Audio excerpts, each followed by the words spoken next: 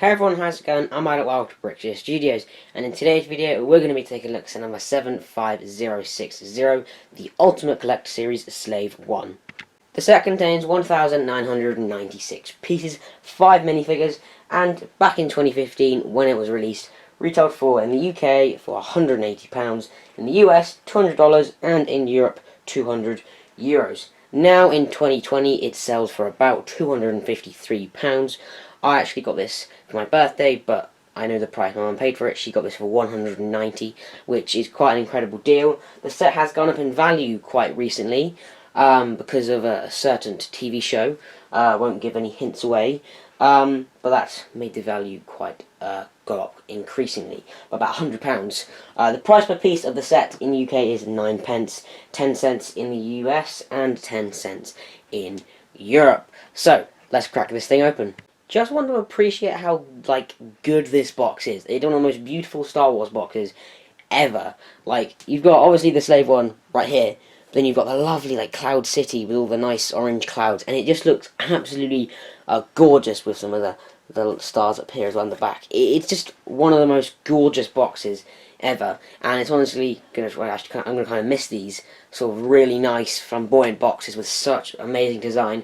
Because of the 18+. The 18+ boxes are just black with nothing on them, whereas this box is just so full of colour and it's so vibrant and it's such a lovely box, and I will definitely be keeping it. So I don't want to make a mess of it when I open it.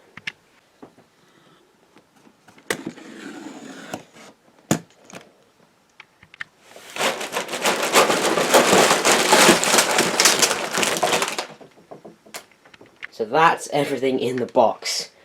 Oh my god, there's 13 bags, but there's multiples of a few, like 10 and 7.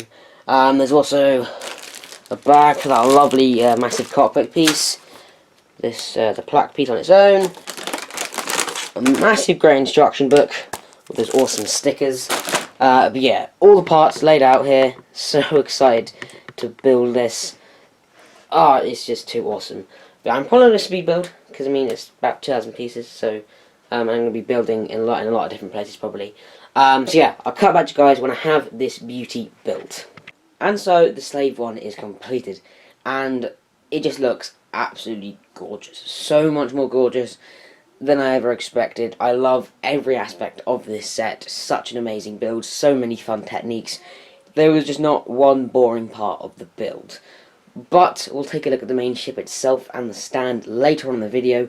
But as always, we'll take a look at those 4 minifigures first.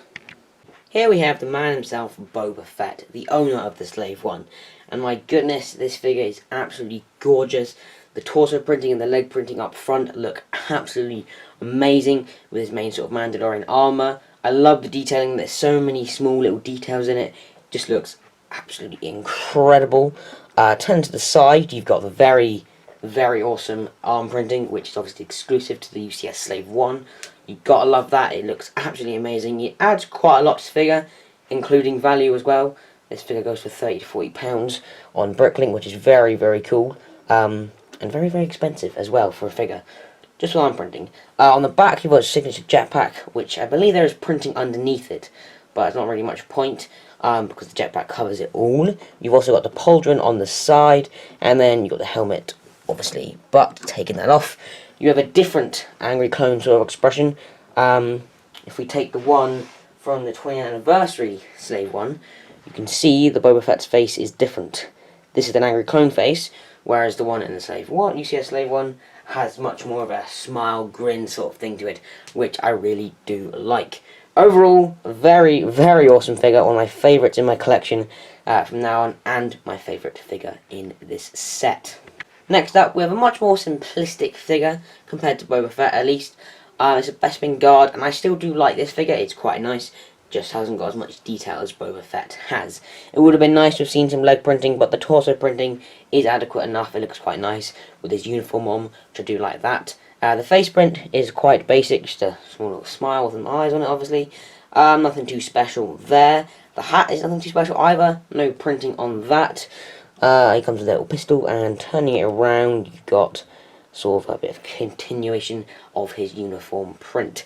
Still a nice figure to include in this set, but just very basic in my opinion. Next up we have a Stormtrooper, and this guy is nothing special either. At least the Bespin Guard was a little more unique. You don't get him very often, but a Stormtrooper you can get in a lot, and I mean a lot, of sets. At least this one is the older style, which I'm quite happy about because I much prefer the older style. The new one with the dual mold helmet looks a bit odd, to put it, but I do like getting this guy. You've also got the armor printing on the legs and the torso. You got the blaster helmet, still love that design, wish they never changed it. On the back, it's just more armor printing as well, and then taking off the helmet, you have an angry clone face. Nothing special there, we've seen this so many times, but it's Stormtrooper, you can never say no to a Stormtrooper really. I mean, they're always useful for an army building. Yeah, just a basic Stormtrooper. And finally, we have Han Solo in Carbonite, a very should I say basic figure as well. You've got no leg printing, you've got the sort of unbuttoned shirt, the white one, but the face expression is where this figure shines. I mean, look at that face expression, it looks very nice. I do like it. They've got much very scared expressions, like the mouth slightly open. I quite like that in my opinion. You've also got the flat hair, which is obviously not very accurate.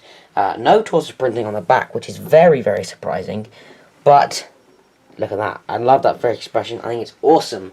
A really nice one to show. I think that's the face when he's in the Carbonite, I believe. I think it's really awesome. A very nice inclusion. And obviously, you do get the Carbonite piece with the set. Can't have this minifigure without this thing. Store it in the Slave 1. But yeah, that's going to round off for the minifigures. There's 4 amazing minifigures, but one very standout one. But yeah, let's take a look at the Slave 1. Here it is, the Slave 1 itself. And I mean, look at this thing. It is absolutely amazing. I mean, it's mind-blowing. It's awesome. It's one of the funnest things I've had to build. The techniques used in this set are phenomenal. The detail in it is amazing. And to be honest, I never thought I'd be attracted to a piece of plastic this much. But I am, and it's this, and yeah, it's a bit of a weird thing, but I am, and it's really awesome. So, let's get into it and take a look at the lovely details of this set. So, starting off with the front section, we'll go from top to bottom. First up top, you've got some of the nice red paneling sort of detailing with a few stickers used to add some extra detail. A lot of these nice rounder pieces used to create the curvature of the Slave 1, looking very nice. You've got the little detailing here for the cockpit to be slotted on. The very nice windscreen piece, which is amazing, which is actually removable. One massive piece. Use 3 pins to connect to that, and this is where Boba Fett sits. He's also got 2 guns either side of him. Got some control panels, and his main seat moves up and down, so when he's flying or when he's landed as well, because Slave 1 has that really cool function where it lands on its rear essentially. Looks very cool. Yeah, just slotting that back in. It's quite difficult with one hand, but yeah, just slot it back in. Either side of that, you got the wings, which are very nicely detailed. Quite like the wings how they're made. Very cool, in my opinion. Then that brings you down to some more of the red detailing, which goes down to the bottom, either side. Then you got the main sort of like, it's just a really nice section of the ship. It's got a lot of nice colours in it. Sand green, dark green, some greys as well. Some detailing with the grill pieces, some other things here, more grill pieces. Looks very nice, like that. Also bring down to the guns, which move almost 360 degrees, but at the same time, which is quite nice in unison. Do gotta like that. There's also some flaps on either side that open up, revealing some extra guns on this side. You just tuck those in. And this one, which is the much more finicky one, with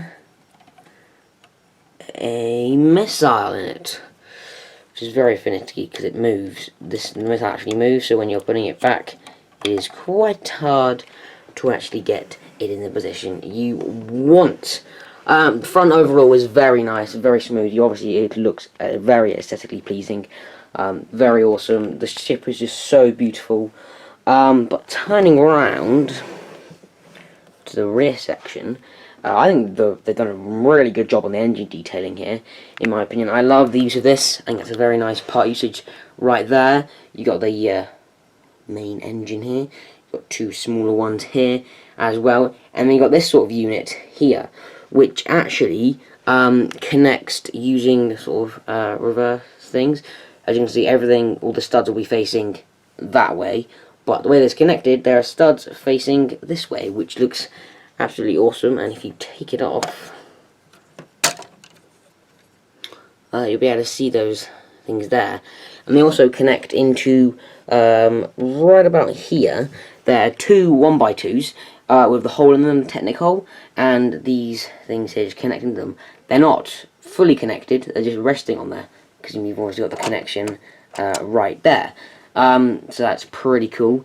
You've always got more engine detailing right there. You've always got where the stand connects to the ship there, and then I believe right in there. So it's very, very sturdy when it's on the stand. You gotta love that. But let's actually take it off the stand and have a look at it in its parked mode. Here it is in parked mode, and it still looks very, very impressive. Obviously you gotta love it, it's awesome. We can actually look at some of the detailing underneath this section here. You got a lot of detailing here, and it leads you to this thing here, which if you actually flip up and move down, it is a place for Han Solo in a carbonite to go. So he gets folded up into there, and he gets pushed back like so. So he's easily stored in the slave one like that. It's very, very seamless, and it's very, very nice. They've integrated so many play features in this that would be in a play scale model, just like this one here, the 20th anniversary slave one. They've integrated the same sort of play method here. You've got the wings as well. Obviously they do rotate when you lift it up. Actually, this is going to be scary doing this with one hand.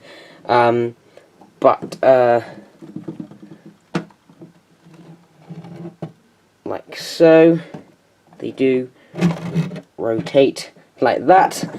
That was very quite scary doing that. I don't want to drop this thing. But yeah, amazing play features for a UCS set. Obviously it's minifig scale, so it looks incredible as well. The stand is here, just quickly like that. Nothing too special there. The stand, you've always got the UCS plaque with some information. Pause here if you want to look at it some more. But yeah, that's going to do it for the review of the UCS Slave One. I really hope you guys enjoyed. It's an awesome set to review, and really happy to have it. So, I'll see you guys in the next one.